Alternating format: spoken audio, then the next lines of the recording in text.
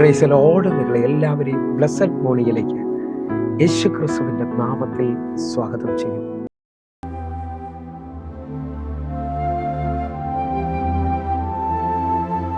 ഇത്ര നല്ല രക്ഷകനായ യേശുവേ, ഇത്രമാം സ്നേഹം നീ തന്നതാ. ഇത്ര നല്ല രക്ഷകനായ യേശുവേ, ഇത്രമാം സ്നേഹം നീ തന്നതാ. എന്തു ഞാൻ നൽകിടും തുല്യമാ, ഏഴയേ നിൻ മുൻപിൽ യാഗമാ. എന്തു ഞാൻ നൽകിടും തുല്യമാ, ഏഴയേ നിൻ മുൻപിൽ യാഗമാ. ഇത്ര നല്ല രക്ഷക യേശുവേ, ഇത്രമാം സ്നേഹം നീ തന്നതാ. ഇത്ര നല്ല രക്ഷക യേശുവേ, ഇത്രമാം സ്നേഹം നീ തന്നതാ.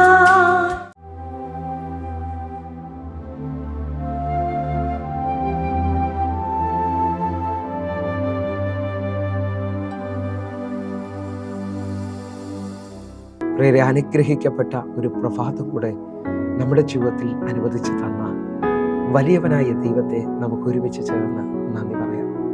എത്ര പേർ പറയും, ഞാൻ നിന്നതല്ല, എൻ്റെ ദൈവം എന്നെ നിർത്തിയതാണ്. ഒന്നുകൂടെ പറഞ്ഞു കഴിഞ്ഞാൽ 2025 ജാനുവരി മാസം 2-ാം തീയതി വരെയും എന്നെയും എൻ്റെ കുടുംബത്തെയും കണ്ണിലെ കൃഷ്ണമണി പോലെ സൂക്ഷിക്കുകയും വിടുവിക്കുകയും ചെയ്ത വലിയവനായ ദൈവത്തിന് നന്ദി പറഞ്ഞുകൊണ്ട് ഈ പ്രഭാത ചിന്തയിലേക്ക് നമുക്ക് ഒരുമിച്ച് അടുത്തു വരാം. നിന്റെ സ്റ്റേജുകൾക്ക് മാറ്റം കൊണ്ടുവരുന്ന ദൈവം. പ്രിയരെ, പ്രാരംഭ വാക്യത്തിലേക്ക് ഉൽപ്പത്തി പുസ്തകം 41-ാം അധ്യായം അതിന്റെ 14-ാമത്തെ വാക്യം. ഉടനെ ഫറവോൻ ആളെ അയച്ച് യോസഫിനെ വിളിപ്പിച്ചു. അവർ അവനെ വേഗത്തിൽ കുണ്ട്രയിൽ ഇറക്കി.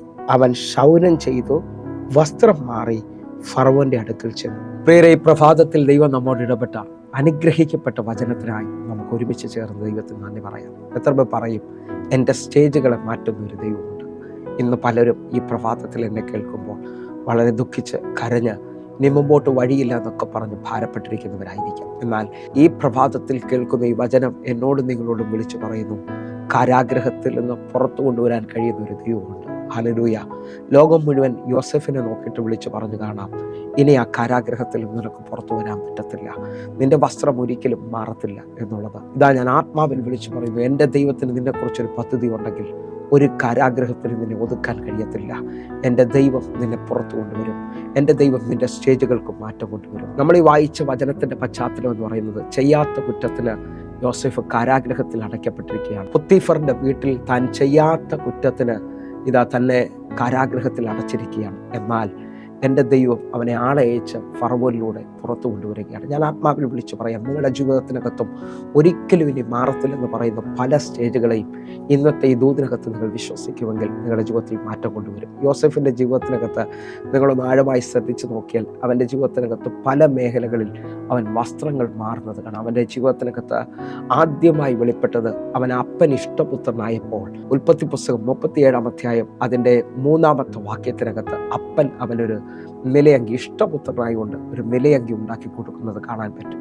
ആ നിലയങ്കി എപ്പോൾ അവൻ്റെ മേളിൽ വെളിപ്പെടുമോ ബാക്കിയുള്ള സഹോദരന്മാർക്കെല്ലാം അവനോട് അസൂയയും അവനോട് ഇഷ്ടമില്ലാതായി തീരുകയും ചെയ്യുകയാണ്. ഹല്ലേലൂയ. അവർ അവന് വിരോധമായി ചിന്തിക്കുകയും അവനെ പൊട്ടക്കിണറ്റിലേക്ക് വലിച്ചെറിയുകയും അവന് അപ്പൻ കൊടുത്ത ആ നിലയങ്കി അവർ ഊരിയെടുക്കുകയും ചെയ്തു.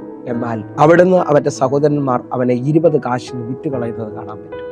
എന്നാൽ 39-ാം അധ്യായം 1-ാമത്തെ വാക്യത്തിനകത്ത് ഇതാ പൊത്തീഫർ ഇശ്മായേലിയരുടെ കയ്യിൽ നിന്ന് അവനെ വില കൊടുത്ത് വാങ്ങിക്കുകയാണ്. അടിമച്ചന്തയിൽ നിന്ന് വസ്ത്രമില്ലാതെ നിൽക്കുന്നിടത്തുനിന്ന് ഇതാ പൊത്തീഫർ അവനെ വില കൊടുത്ത് വാങ്ങിച്ച് പൊത്തീഫറിന്റെ വീട്ടിൽ കൊണ്ടുവന്ന് അവന് പുതിയ വസ്ത്രം കൊടുക്കുകയാണ്. ആ ചില ദിവസങ്ങൾ കഴിഞ്ഞപ്പോൾ, ചില മാസങ്ങൾ കഴിഞ്ഞപ്പോൾ പൊത്തീഫറിന് അവനോട് ഇഷ്ടം തോന്നി. അവൻ്റെ വീട്ടിലുള്ള മുഴുവൻ അധികാരവും അവന് കൈമാറുകയാണ്. ആ അധികാരത്തിൽ ഞാൻ വിശ്വസിക്കുന്നത് പൊത്തിഫർ അവൻ്റെ വസ്ത്രധാരണത്തിന് വ്യത്യാസം വരുത്തി കാണാം. ആ വീട്ടിൽ ഉന്നത പദവി ലഭിച്ചതോടെ അവൻ്റെ വസ്ത്രത്തിന് വലിയ മാറ്റം വന്നു. എന്നാൽ പൊത്തിഫറിൻ്റെ ഭാര്യ അവൻ്റെ മേൽ കണ്ണുവെച്ചു. അവനെ പാപത്തിന് നിർബന്ധിച്ചപ്പോൾ തൻ്റെ വസ്ത്രം ഊരിയിട്ട് അവൻ ഓടി രക്ഷപ്പെടുകയാണ്. എന്നാൽ പൊത്തിഫറിൻ്റെ ഭാര്യ ആ വസ്ത്രം വെച്ചുകൊണ്ട് അവനോട് ക്ലെയിം ചെയ്യുകയാണ്. ഇതാ പൊത്തിഫർ അവനെ ജയിലിലടക്കുകയാണ്. ആ ജയിലിലടയ്ക്കുന്ന അനുഭവത്തിനകത്താണ് നമ്മൾ വായിച്ച വാക്യം വെളിപ്പെടുന്നത്. കാരാഗ്രഹത്തിലേക്ക് വന്നപ്പോൾ കാരാഗ്രഹത്തിൽ അവന് പുതിയൊരു വസ്ത്രം വന്നു. ജയിലിലായിരിക്കുമ്പോൾ ജയിൽവാസികൾ അല്ലെങ്കിൽ ജയിൽ പുള്ളികൾ ഇടുന്ന ഒരു വസ്ത്രമുണ്ട്. ആ വസ്ത്രധാരണത്തിലേക്ക് അവൻ വന്നു. നിങ്ങൾ ശ്രദ്ധിച്ചു നോക്കി, അപ്പൻ ഇഷ്ടപുത്രനായി കൊടുത്ത നിലയാക്കി അത് മാറി അടിമച്ചന്തയിൽ വസ്ത്രരഹിതനായി വന്നു. അവിടെ നിന്ന് പൊത്തിഫർ തൻ്റെ വീട്ടിൽ നിന്നപ്പോൾ ഒരു വസ്ത്രം കൊടുത്തു. അവിടെ നിന്ന് ഉയർന്ന തലത്തിലേക്ക് മറ്റൊരു വസ്ത്രം കൈമാറി ഞാൻ വിശ്വസിക്കുന്നു. എന്നാൽ തൻ്റെ ഭാര്യ നിമിത്തം ആ വസ്ത്രവും നഷ്ടപ്പെട്ട് അവൻ കാരാഗ്രഹത്തിൽ അടയ്ക്കപ്പെട്ടു. കാരാഗ്രഹത്തിലായിരിക്കുമ്പോൾ അവിടെ അവനൊരു പുതിയ വസ്ത്രം ലഭിക്കുന്നു. ആ വസ്ത്രത്തിനകത്ത് ഇനി ഒരിക്കലും ഒരു മോചനമില്ലെന്ന് ചിന്തിച്ചുകൊണ്ടിരിക്കുമ്പോൾ ഫറവോൻ ആളെ അയച്ച് അവനെ വരുത്തി ഇതാ അവന് പുതിയ വസ്ത്രം വിട്ടുകൊടുക്കുകയാണ്. അവിടെ തീരുന്നില്ല കേട്ടോ. 41-ാം അധ്യായം അതിൻ്റെ 42, 43 വാക്യങ്ങൾ നമ്മൾ ഒരുമിച്ച്. ഫറവോൻ തൻ്റെ കയ്യിൽ ഇരുന്ന മുദ്രാമോതിരം ഊരി യോസേഫിന്റെ കയ്യിലിട്ടു. അവനെ നേർമയുള്ള വസ്ത്രം ധരിപ്പിച്ചു. ഒരു സ്വർണ്ണ സരപ്പണികയും അവന്റെ കഴുത്തിലിട്ടു. 43-ാമത്തെ വാക്യം. തൻ്റെ 2-ാം രഥത്തിൽ അവനെ കയറ്റി മുട്ടുകുത്തുവിൻ എന്ന് അവന്റെ മുമ്പിൽ വിളിച്ചു പറയിച്ചു. ഇങ്ങനെ അവനെ മിസ്രയീം ദേശത്തിനൊക്കെയും മേലധികാരിയാക്കി. എന്നെ കേൾക്കുന്ന ഒരു യോസേഫിന്റെ മേളിലേക്ക് ഫറവോൻ പുതിയൊരു വസ്ത്രം ഇടുകയാണ്. ആ വസ്ത്രം തന്റെ അധികാരത്തെ വെളിപ്പെടുത്തി.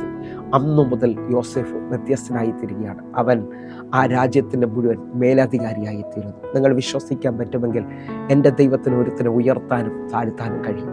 നിങ്ങൾ വിശ്വസിക്കാൻ പറ്റുമെങ്കിൽ നീണ്ട നാളുകളായിട്ട് നിന്ന് നിന്ദ, പരിഹാസം നിങ്ങളുടെ മേളിൽ നിന്ന് മാറാൻ പോവുകയാണ്. നിങ്ങൾ ആ പട്ടണത്തിൽ, ആ ഭവനത്തിനകത്ത് തല ഉയർത്താൻ പോവുക. കാരണം നിന്റെ ദൈവം നിന്നെ ഉയർത്തുകയാണ്. ഒന്നുകൂടെ പറഞ്ഞു കഴിഞ്ഞാൽ, എസ്തേറിനെ അപ്പനും അമ്മയും ഇല്ലാത്തവളെ ആ രാജ്യത്തിൻ്റെ രാജ്ഞിയാക്കുവാൻ എൻ്റെ ദൈവത്തിന് കഴിയുമെങ്കിൽ, രാജ്ഞിയുടെ വസ്ത്രധാരണം വ്യത്യസ്തമാണ്. അത് അപ്പനും അമ്മയില്ലാതെ ഒരു നല്ല വസ്ത്രമില്ലാത്തവളെ എൻ്റെ ദൈവത്തിന് ഇഷ്ടം തോന്നി അവളുടെ മേളിലേക്ക് കിരീടം വെച്ചു കൊടുത്തുകൊണ്ട് വസ്തിക്ക് പകരം രാജ്ഞിയാക്കുകയാണ്. ഞാൻ വിശ്വസിക്കുന്നു എൻ്റെ ദൈവം ഈ മെസ്സേജ് കേട്ടുകൊണ്ടിരിക്കുമ്പോൾ തന്നെ ചിലവരുടെ വസ്ത്രധാരണത്തിന്, ചിലവരെ ജോലിക്കകത്ത്, ചിലവരെ ജീവിതത്തിനകത്ത് ഭയങ്കര മാറ്റങ്ങൾ കൊണ്ടുവരാൻ പോവുകയാണ്. നിങ്ങൾ വീട്ടിൽ നിന്നതുപോലല്ല അമേരിക്കയ്ക്ക് പോകുന്നത്. ഹല്ലേലൂയ. അമേരിക്കയ്ക്ക് പോകാൻ പ്രത്യേക വസ്ത്രവും പ്രത്യേകമായ ചില സ്ഥലങ്ങളിലേക്ക് ചെല്ലുമ്പോൾ പ്രത്യേക വസ്ത്രങ്ങളാണ് ഇടുന്നത്. നാട്ടിലെ കേരളത്തിൻ്റെ അറ്റ്മോസ്ഫിയർ അല്ല അയർലൻഡിലേക്കും ഹല്ലേലൂയ UK-യിലൊക്കെ ഉള്ളത്. അവിടെ ഇപ്പോൾ തണുപ്പിൻ്റെ സമയമാണ്. ഹല്ലേലൂയ. തണുപ്പിൻ്റെ ഡ്രസ്സ് ഇടാനായിട്ട് നിങ്ങൾ ഒരുങ്ങാൻ തയ്യാറാകുക. നിങ്ങളുടെ ജീവിതത്തിനകത്ത് കാനഡയിൽ ചെല്ലുമ്പോൾ, ഓസ്ട്രേലിയയിൽ ചെല്ലുമ്പോൾ വസ്ത്രധാരണത്തിന് വ്യത്യാസമുണ്ട്. അമേരിക്കയിൽ ചെല്ലുമ്പോൾ വസ്ത്രധാരണത്തിന് വ്യത്യാസമുണ്ട്. നിങ്ങൾ വിശ്വസിക്കാൻ പറ്റുമെങ്കിൽ നിങ്ങളുടെ ജീവിതത്തിനകത്ത് പുതിയതൊന്ന് കർത്താവ് ചെയ്യാൻ പോവുകയാണ്. യെശയ്യാവ് 43-ാം അധ്യായം 18-ാമത്തെ വാക്യം പറയും, മുമ്പുള്ള ഓർക്കണ്ട, പണ്ടുള്ള നിരൂപിക്കുക വേണ്ട, ഇതാ ഞാൻ പുതിയതായി ഒന്ന് ചെയ്യുന്നു. എൻ്റെ ദൈവം പുതിയതൊന്നും നിൻ്റെ ജീവിതത്തിനകത്ത് ചെയ്യുകയാണ്. ഒന്നുകൂടെ പറഞ്ഞാൽ, ദാവീദിനെ അപ്പനും സഹോദരങ്ങളും തെള്ളി അവനൊരു ഇടയ ചെറുക്കനായിട്ട് കാട്ടിൽ നടക്കുന്നത് പ്രത്യേകമായ വസ്ത്രത്തിനകത്താണ്. എന്നാൽ ആ ബാലനെ വിളിച്ചുകൊണ്ട് ദൈവം അഭിഷേകം ചെയ്ത് രാജാവാക്കുമ്പോൾ അവൻ്റെ ജീവിതത്തിൽ വസ്ത്രധാരണം മാറി അവൻ്റെ സ്ഥിതിക്ക് മാറ്റം വരുത്തി. ഞാൻ ആത്മാവിൽ വിളിച്ചു പറയുന്നു, നിങ്ങളുടെ ജീവിതത്തിനകത്തും ഇതേപോലെ തന്നെ അർഹിക്കാനാകാത്ത ചിലത് കർത്താവ് ചെയ്യാൻ പോകുകയാണ്. ഒന്നുകൂടെ പറഞ്ഞു കഴിഞ്ഞാൽ, യേശുവിനെ നിങ്ങൾ ശ്രദ്ധിക്കണം. യേശുവിൻ്റെ ക്രൂശീകരണത്തിനകത്ത് യേശുവിനെ അല്ലെങ്കിൽ ക്രൂശിക്കുന്നതിന് മുമ്പായി അവൻ്റെ വസ്ത്രം ഊരിയെടുക്കുകയും അവനെ ധൂമവസ്ത്രം ധരിപ്പിച്ചതായി കാണുന്നുണ്ട്. ഹല്ലേലൂയ. യേശുവിൻ്റെ വസ്ത്രം അവർ നറുക്കിട്ടെടുത്തു, പങ്കിട്ടെടുത്തു എന്നവിടെ വ്യക്തമായി കാണാൻ കഴിയും. എന്നെ കേൾക്കുന്നൊരു ഉയർപ്പിൻ്റെ ദിവസം ആർക്കും മാറ്റാൻ കഴിയാത്ത മഹത്വത്തിൻ്റെ വസ്ത്രം ധരിച്ചുകൊണ്ട് യേശു പുറത്തു വരികയാണ്. നിങ്ങളുടെ ജീവിതത്തിനകത്ത് വലിയ സ്റ്റേജുകളെ മാറ്റുന്ന, ജീവിതത്തിൻ്റെ അവസ്ഥകളെ മാറ്റുന്ന ഒരു തലം ഈ പ്രഭാതത്തിൽ വെളിപ്പെടുമെന്ന് ഞാൻ വിശ്വസിക്കുന്നു. നമുക്ക് ഒരുമിച്ച് കണ്ണുകൾ അടയ്ക്കാം, പ്രാർത്ഥിക്കാം.